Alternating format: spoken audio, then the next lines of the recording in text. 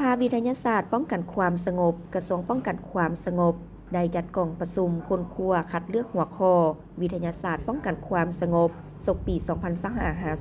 2025-2026 ขึ้นในวันที่28 พฤษภาคม 2025 ที่กรมคุณครัววิทยาศาสตร์และประวัติศาสตร์ป้องกันความสงบโดยการเป็นประธานของพลจัตมาคำแฝงวันดีไซ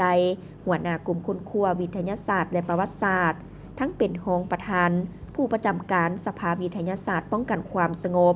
มีบรรดาคณะกรรมการสภาวิทยาศาสตร์และภาคส่วนที่เกี่ยวข้องเข้าร่วมจุดประสงค์ในการจัดกองประชุมในครั้งนี้ก็เพื่อพร้อมกันปรึกษาหรือประกอบคำคิดคำเห็นใส่การค้นคว้าคัดเลือกหัวข้อวิทยาศาสตร์ป้องกันความสงบศกปี 2025-2026 โดยนำเสนอทั้งหมด 6 หัวข้อที่สำคัญคือสกัดกั้นต้านกลุ่มคนบ่หวังดีเล็ดลอดแทรกซึมเข้าอยู่ในองค์การจัดตั้งของพรรครัฐป้องกันสกัดกั้นและแก้ไขการส่อโกงทรัพย์ทางโทรคมดำเนินการคุ้มครองอาวุธศึกของกำลังป้องกันความสงบป้องกันสกัดกั้นและแก้ไขปัญหายาเสพติดสารเคมีต้น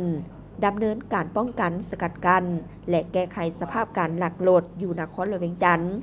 ป้องกันและสกัดกั้นและต้านการฆ่ามนุษย์ในนี้กองประชุมได้ปรึกษาหารือตกลงเป็นเอกภาพกันสามารถคัดเลือกได้3หัวข้อคือต้านสกัดกั้นการแทรกซึมของบรรดาอิทธิกำลังปรปักษ์และคนบ่หวังดีเข้าในองค์การจัดตั้งของพรรครัฐ